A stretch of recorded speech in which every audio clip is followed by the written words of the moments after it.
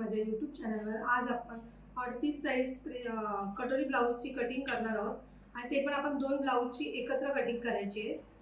दोन blouse piece आहेत, हे बघा, हे दोन ब्लाऊज पीस आहेत आणि मी डबल अस्तर पण घेतलंय। बघा, हे डबल अस्तर घेतले, ब्लॅक आणि ग्रीन, आणि आपल्याकडे पेपर कटिंग तर आहे, कारण की आपण ह्या साइजचे ह्या कस्टमरची ऑलरेडी एक ब्लाऊज शिवून झालेला आहे आणि ते एकदम त्यांना परफेक्ट बसलं, त्यामुळे अजून त्यांनी 4 ब्लाऊज दिले शिवायला। त्यामुळे आता मी 2 ब्लाऊजची कटिंग करते, ती तुम्हाला मी डायरेक्ट 2 ब्लाऊजची एकदम कशी कटिंग करायची ते दाखवणार आहे। चला आपण आता कटिंग करायला सुरुवात करूया। हे बघा, आपलं हे पेपर कटिंग आहे आणि हे बघा आपण हे डबल अस्तर घेतलंय, 2 म्हणजे एक ब्लॅक आणि एक ग्रीन। आता आपण आधी इथे स्ट्रेट लाईन मारून घ्यायची आहे। हे बघा, स्ट्रेट लाईन मारून घेतली आहे। आता आपल्याला हे बघा, हे पूर्ण उंची आहे 14.5 और छाती आहे 38, शोल्डर आहे 5.5, कमर घेर आहे 32। आता आपण हाय तसंच हे बघा डबल याच्यावर तसंच मार्किंग करून घ्यायचंय पहिलं।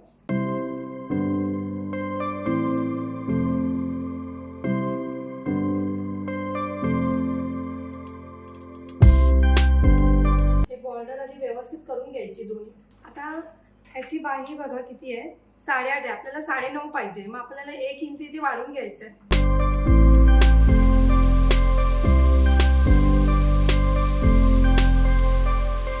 बघा, असं बरोबर आपण ठेवून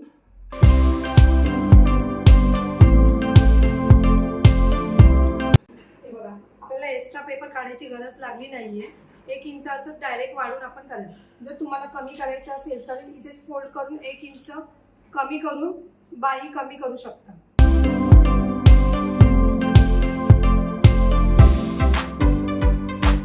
हे बघा, आता आपल्याला इथे 1/2 इंच वाढवून घ्यायचंय। तुम्ही जर अर्धा इंच शिलाई मारत असाल तर अर्धा इंच वाढवायचंय।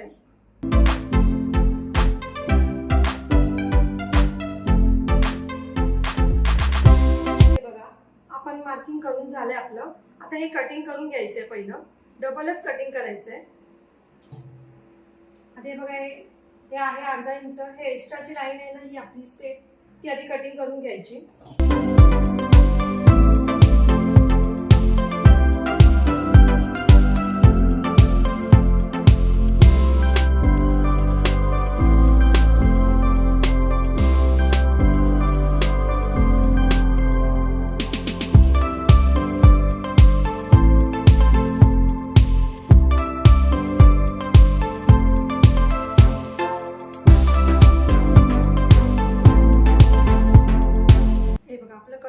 अस्तरचं झालंय।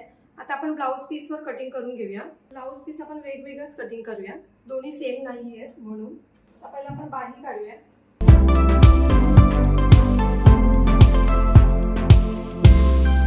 कधी पण थोडा 1/2 इंच एक्स्ट्राच ठेवायचं असतं। ही बघा, आपली डिझाईन आता अशी उभी आहे, त्यामुळे बॉर्डर आपल्याला वेगळी काढावी लागणार आहे ती। आपण आधी बसतं का बघूया ब्लाऊज।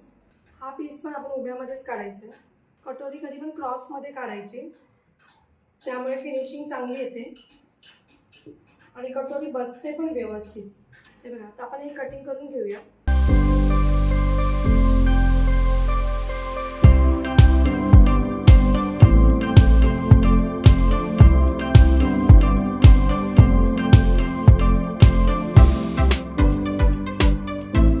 आधी कटिंग केला नाहीये, गळा मी नंतर कटिंग करणार आहे।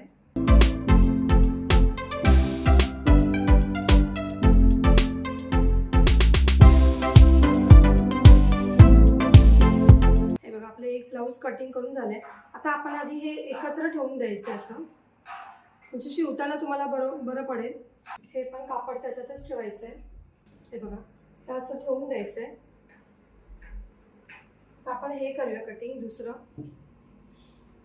ह्याची डिझाईन काय सेम आहे दोन्ही साईडने, त्यामुळे आपल्याला काय उलट सुलट बघायची गरज नाही लागणार आहे। पहिले आपण बाहीच कटिंग करून घेऊया। हे बघा, हे कापड कधी पण एक्स्ट्रा कटिंग करायचं। ह्या कापडाचे बघा असे धागे निघतात, त्यामुळे आपल्याला कमी पडेल। नाही तर जर तुम्ही कट टू कट कटिंग केलं ना तर आपल्याला कपडा कमी पडेल, त्यामुळे थोडं जास्तच कटिंग करायचं।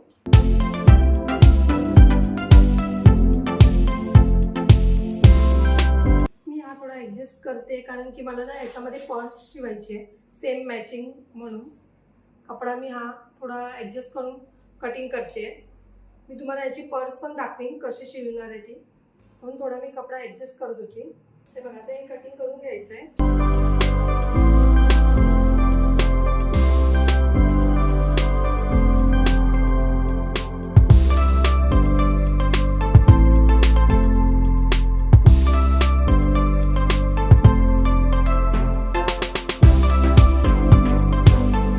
आपल्याकडे पेपर कटिंग असल्यामुळे आपली ब्लाऊज किती पटकन कटिंग झाली, त्यासाठी आपण पेपर कटिंग करून ठेवून द्यायचं. म्हणजे तुम्हाला कसं हे बघा पटकन ब्लाऊज कटिंग होऊन जातं. आणि आता शिवायला पण काही जास्त वेळ लागत नाही. गोल गळ्याची ब्लाऊज आहे त्यामुळे होतं. पण मला सध्या व्हिडिओ काढायला वेळ भेटत नाही, त्यामुळे मी व्हिडिओ पण सध्या काढत नाही आहे. जर तुम्हाला माझी व्हिडिओ आवडली असेल तर लाईक करा, कमेंट करा, शेअर करा, सबस्क्राईब करा आणि बेल आयकॉन ऑन करायला विसरू नका.